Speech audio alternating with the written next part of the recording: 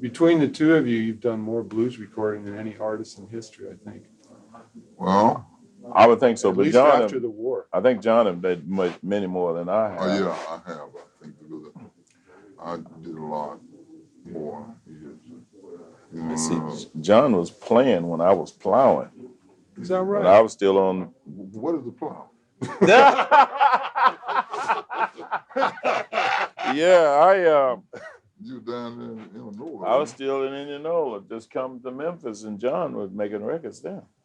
You know, I met this man. You know who I met you through? B.B. Beamer. B.B. Beeman, Atlanta, Georgia. Atlanta, Georgia. He was thin. He weighed about 125 or 30 pounds. I think. Yeah, Is that's that before 3 o'clock? Yeah, that's about the time of 3 o'clock blues. I'd made about 6 records before 3 o'clock blues. I think about 6 or 7. Well, actually, I'd made the sides because the first 4 sides I made was for Bullet. I made them for Bullet Record Company out of Nashville. And it's funny, when I made those 4 sides, they went out of business. So I was that bad. You know, the first thing I heard about you from you, boy, I'm just a young man. Come on, baby, take a swing. Take a swing with me. That was one of the first sides. One of the first 4 sides I ever made. Take a swing with me. Mm-hmm. Yeah. Then after that, I recorded several other tunes. Then I'd been listening to Lowell Fulson. I got his 3 o'clock blues, and when I did that was the one that did it. Yeah. Yeah, because I love the Lowell Fulson. I still do. Yeah. But every day I have the blues. He really did a good job. Yeah, you know, a lot of people don't know it, but after Memphis Slim wrote it and recorded it, Lowell Fulson, the first one, ever made a hit on it. Sure, he was the first one. First one ever made a hit on it. Really, he was the first one I really heard.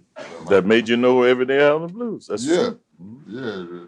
Because I don't think Memphis Slim called it Every Day Out of the Blues. He called it something else, but it was the same lyrics. It was the same thing. Mm-hmm. Mr. King, when you hear Mr. Hooker's music, do you hear the Delta? I don't think of John as a lot of people do. I think of John Lee Hooker as John Lee Hooker. And he played the blues like I've heard them when I first started to play. And he still plays them. He plays the blues like John Lee Hooker does. Nobody does it. It was 2 or 3 people that I knew before. You know, in other words, that was older than John and I. And that was Lonnie Johnson, Robert Johnson. I didn't know them all personally. I did get a chance to meet Lonnie before he died, but that was Robert Johnson, Lonnie Johnson, Blind Lemon. I never met him. Yeah, I met Lonnie Johnson before he died.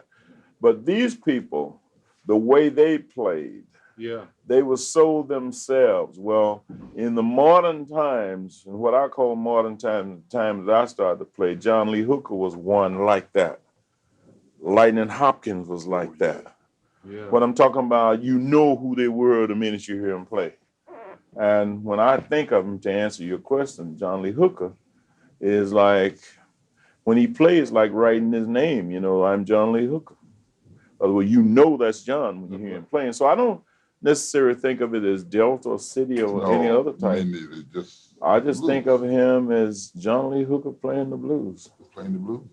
And it takes me home, of course, yes. Is it a waste of time for someone who wants to be a musician to try to play like you or like BB? I would think so. Well, not really, John. Think about it, because when we first started, I know I did. When you first started, you heard somebody you liked. Oh, all the time. I did, yeah. So I liked somebody when I first started. Yeah. So we had our idols just, you know, then just like kids do today. So there's nothing wrong, I don't think, it's a bottom of listening to or trying to play like in the beginning.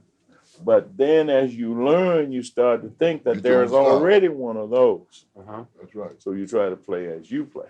Oh, I see. Don't play like Jimi Hendrix or B.B. King or somebody.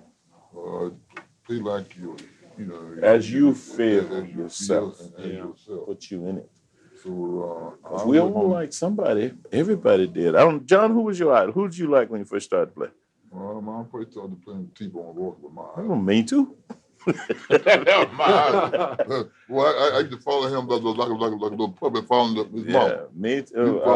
I tell you somebody else I like. I was crazy about Lowell Fulton. Ooh-wee. Lowell Fulton I like. Every day I had the blues Yes. and the blues. Even before that. Blue Shadows Falling. Yeah. And